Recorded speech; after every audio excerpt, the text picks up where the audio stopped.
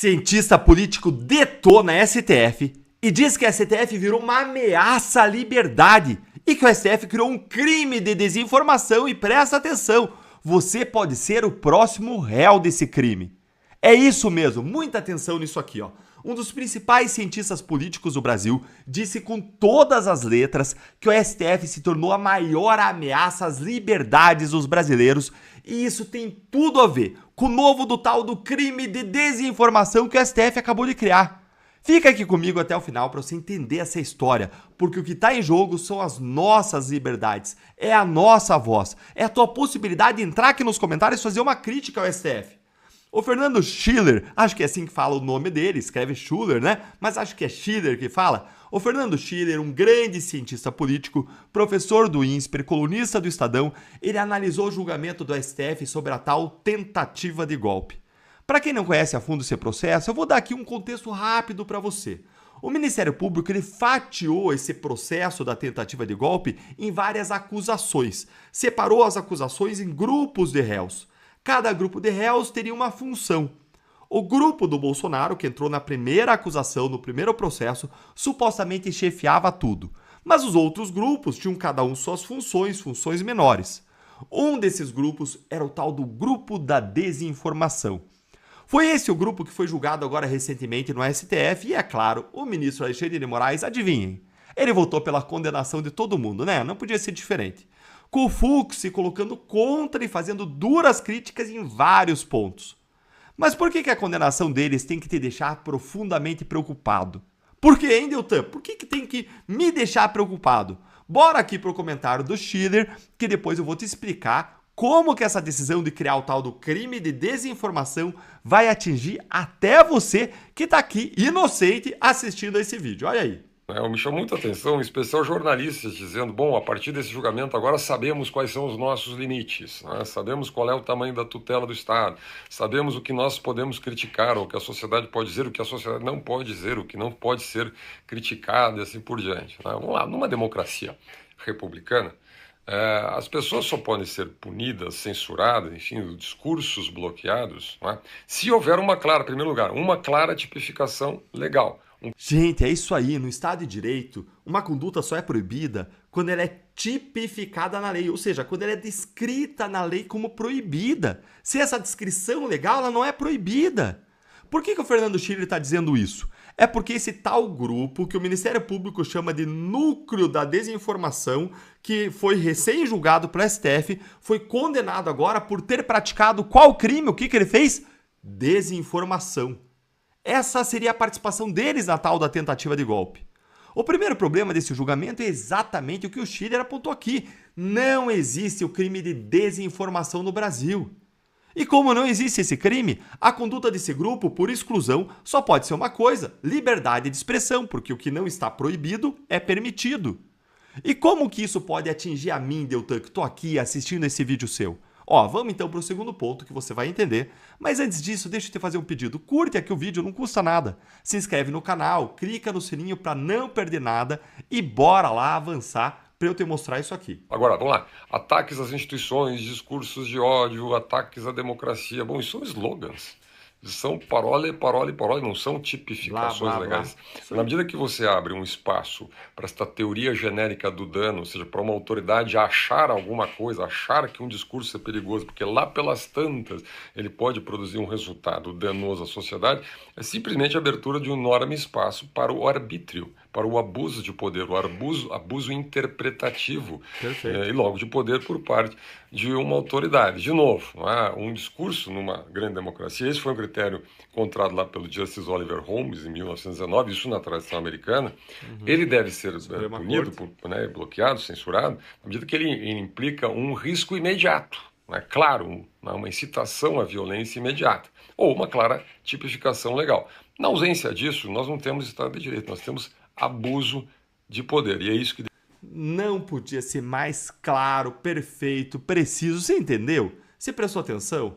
Ó, você que tá vendo aqui esse vídeo, você que participa aqui do canal, que é parceiro nosso, que tá aqui erguendo a voz nossa, a nossa indignação contra a injustiça, você vez ou outra, como eu aqui nos meus comentários, você vai comentar alguma coisa aqui nos comentários criticando o governo, ou às vezes lá na sua rede social você vai criticar o governo, ou às vezes você critica o STF, e você pode agora, no limite, ser enquadrado como uma ameaça à democracia por ter praticado desinformação.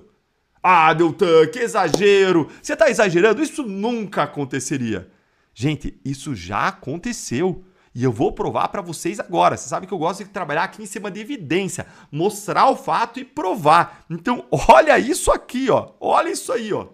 Aqui tá pequeno, é um PDF, mas é um ofício oficial da Presidência da República do governo brasileiro, expedido aí pelo setor de comunicação do governo Lula, expedido ao ministro da Justiça, pedindo para iniciar uma investigação sobre postagens feitas. Postagens feitas durante aquelas chuvas que alagaram o Rio Grande do Sul em 2024. Você lembra dessas chuvas? Vejam as postagens que o governo Lula pediu que a Polícia Federal investigasse. Olha aqui, ó, tá pequeno, mas eu vou ler para você. Item 4. Aqui o governo brasileiro dizendo: viralizou na rede um tweet do usuário Área Militar, 100.9 mil, não sei se é visualizações ou seguidores aqui desse usuário, afirmando que supostamente veículos militares teriam virado submarinos em meio à enchente.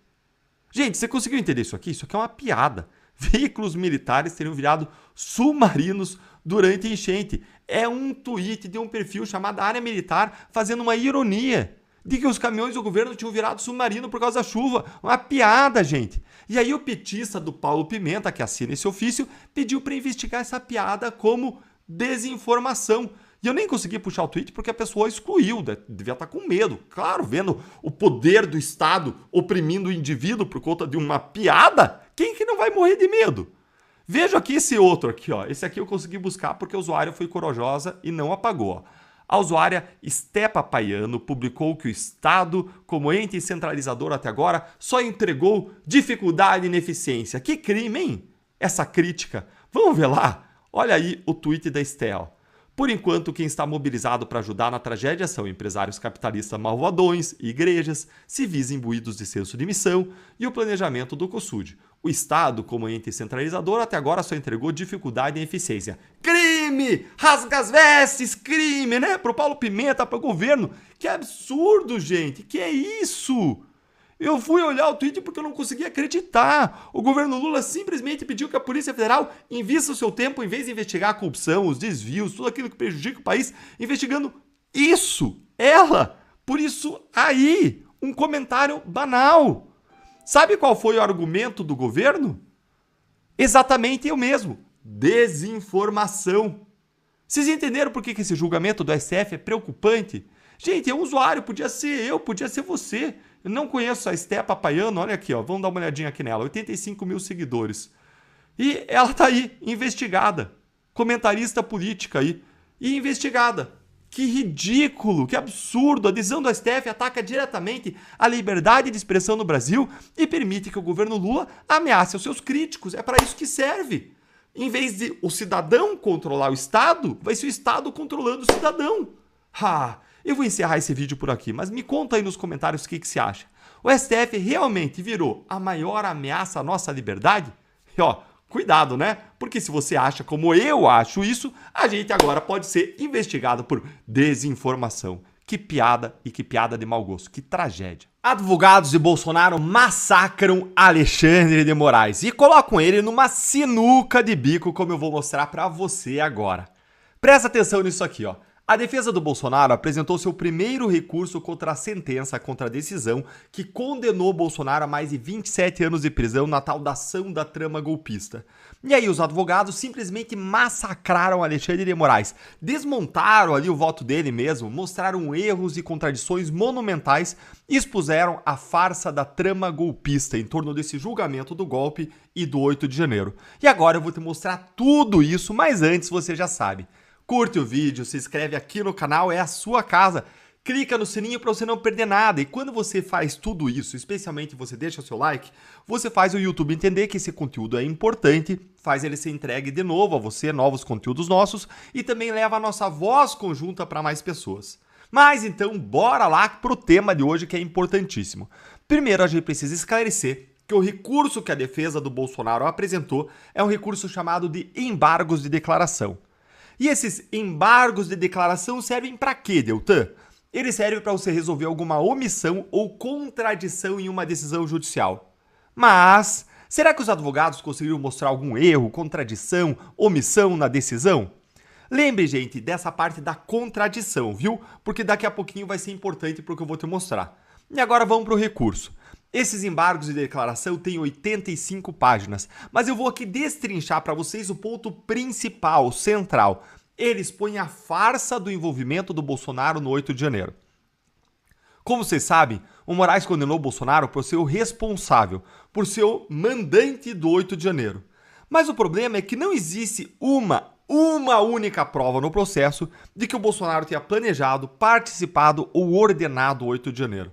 O que o Moraes tentou fazer é atrelar o ex-presidente Bolsonaro ao quebra-quebra do 8 de janeiro, dizendo que ele incentivou o crime de multidão. Só que, juridicamente, esse crime de multidão não aceita a existência de um mandante, de um incentivador prévio, ou então não seria crime de multidão. O que é o tal do crime da multidão? Olha aqui comigo que eu vou explicar para vocês, você vai entender essa história direitinho. Aqui eu peguei essa definição de uma página do Tribunal de Justiça do Distrito Federal e Territórios, que rolou aqui o que doutrinadores, estudiosos falam sobre o crime de multidão. Vamos ver aqui alguns pontos. Primeiro ponto, crime de multidão, ou também chamado de crime multitudinário, são exemplos desse tipo de crime as invasões de propriedades rurais, brigas em estádios de futebol, e ele pode ser definido como crime cometido pela multidão em um tumulto. Presta atenção, multidão em tumulto. E olha essa palavra, espontaneamente, espontaneamente. Ele até usou a palavra ali organizada, dá quase uma contradição, né? Mas tem que ser espontâneo. E aí ele coloca espontaneamente organizado no sentido de uma conduta comum contra coisas ou pessoas. Ou seja, é um tumulto, é uma multidão que estaria espontânea e aí foca contra coisas ou contra pessoas.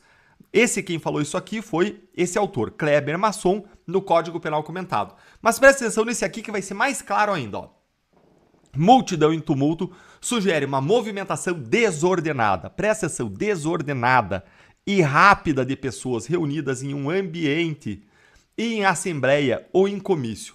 É a onda popular que degenera em arrebatamentos de gestos e vozes, em correrias ou em assaltos agressivos e destruidores, que se multiplica em rixas, em brigas e em conflitos, que assume atitudes de resistência às autoridades, de desobediência às suas ordens, de desafios afrontosos ao poder constituído. Não há quem não conheça a força que as massas humanas podem exercer sobre o comportamento dos indivíduos. Em estádios de futebol superlotados, por exemplo, milhares de pessoas sem nenhum vínculo entre si são capazes de dizer ou fazer coisas que certamente não diriam nem fariam em circunstâncias normais.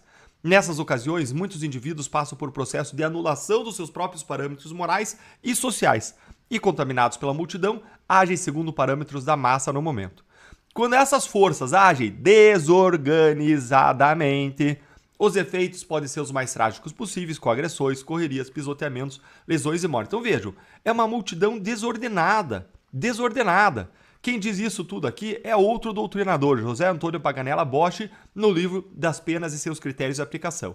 Olha mais trechinho aqui, que vem do livro aqui do César Bittencourt, Tratado de Direito Penal, quando ele fala o seguinte, nos crimes praticados por multidão delinquente, não é necessário que a acusação, o Ministério Público, descreva minuciosamente a participação de cada uma das pessoas envolvidas, sob pena de você não conseguir fazer uma acusação criminal, porque foi uma multidão ali num grande tumulto. Isso aqui eu vou usar um pouquinho mais pra frente, eu queria trazer para vocês também, para já usar isso aqui com vocês, para você entender melhor, tá?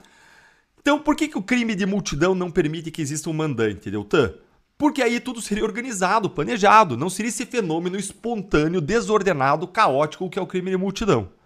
E por que o crime de multidão não permite que exista um incentivador? Porque não tem como você incentivar previamente pessoas incertas e indeterminadas, que você nem sabe quem são, com antecedência, e lá no dia 8 de janeiro, além disso, você não pegou ninguém que estivesse lá agindo, atuando, incentivando crimes em nome do Bolsonaro. Então veja só, primeiro, O crime de multidão não tem como você incentivar antecipadamente para pessoas incertas. Não tem nenhuma prova de que Bolsonaro incentivou A, B, conversou com pessoas certas e determinadas.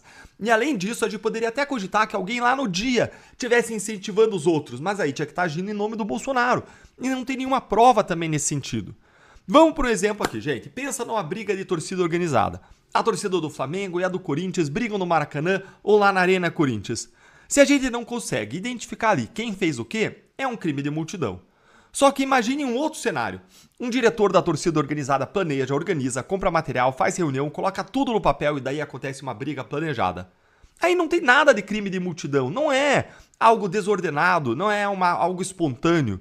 Então, você precisa distinguir essas duas situações. E qual é o problema aqui para o Moraes? O problema do 8 de janeiro é que Moraes condenou as pessoas do 8 de janeiro por crime de multidão, por essa desordem, tumulto, e depois agora quer condenar o Bolsonaro como se ele fosse o planejador e organizador desse crime de multidão, o que é incoerente.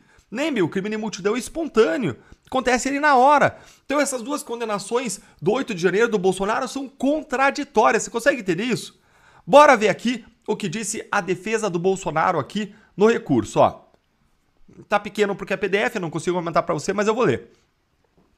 A condenação pelos atos do 8 de janeiro, pedra essencial para a condenação do Bolsonaro pelos crimes, não se sustenta.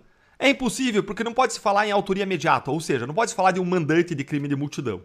Assim como quanto já foi reconhecido na punição de mais de 1.600 acusados lá do 8 de janeiro, isso afasta a possibilidade de punição de alguém por incitação diante de um crime de multidão, diante de um crime multitudinário.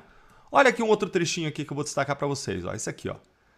Essa é, com a máxima vênia, outra contradição envolvendo os fatos ocorridos depois de o Bolsonaro ter deixado a presidência e o país, e que já tinha sido alvo de alertas nos memoriais da defesa. A inclusão dos fatos do 8 de janeiro na denúncia contra o ex-presidente traz a tentativa de condenar o Bolsonaro pela incitação de um crime multitudinário, o que não é adequado. Não é adequado. Olha isso aqui, ó. Enquanto a instigação e incitação demandam uma pessoa determinada como alvo do incitador, todas as condenações daqueles que invadiram os prédios públicos no 8 de janeiro tiveram como fundamento a figura do crime multitudinário. Ou seja, a defesa está apresentando aqui uma contradição do tamanho de elefante. Vocês lembram que eu falei para vocês que esse recurso serve para resolver contradições da decisão judicial? Vocês querem uma contradição maior do que essa? Presta atenção aqui comigo. Moraes tem que escolher. Ou o crime é multitudinário, que é o crime de multidão, e aí não tem como condenar o Bolsonaro. Bolsonaro tem que ser absolvido pelo envolvimento do 8 de janeiro, ou então o crime realmente não é um crime multitudinário, só que se não é um crime multitudinário, como eu mostrei para vocês antes, todos os envolvidos do 8 de janeiro, aí eles foram condenados injustamente, por quê? Porque a conduta deles não foi individualizada. Não foi individualizada justamente porque a acusação alegou que é um crime multitudinário, e como eu mostrei para vocês agora há pouco aqui, ó, quando é um crime multitudinário, você não precisa da descrição individualizada do que cada um fez. Conseguiram entender a contradição? Então, ou Alexandre de Moraes absolve o Bolsonaro, ou absolve todo mundo do 8 de janeiro. Ele só tem essas duas opções. Quando o crime é de multidão, se admite que não se individualize o que cada um fez. Mas isso não é possível quando o crime não é de multidão. Então, Moraes tem que se decidir. É uma sinuca de bico em que a defesa do Bolsonaro colocou Alexandre de Moraes. E quem se meteu nisso foi o próprio ministro, pela ânsia dele em condenar o Bolsonaro por tentativa de golpe, que exige para a condenação que exista uma violência ou grave ameaça que só existe no 8 de janeiro. Então ele precisava vincular o Bolsonaro com o 8 de janeiro. E aí ele forçou esse vínculo e entrou em contradição. Nesses processos aí, gente, onde que houve a suposta violência? Exatamente no 8 de janeiro. Você entendeu? Se tiver alguma dúvida, deixa aí pra mim nos comentários, agora eu quero saber a sua opinião. Você acha que o Moraes vai reconhecer o erro, a contradição, vai voltar atrás e vai absolver ou o Bolsonaro ou os réus do 8 de janeiro? Ou o Moraes vai, de forma arrogante, manter a decisão, fechar os olhos para a realidade, para todos os ensinos sobre direito e ser um negacionista jurídico, hein? Um negacionista das leis e da Constituição. Conta aí pra mim nos comentários, com base na experiência passada, o que você acha que o Moraes vai fazer.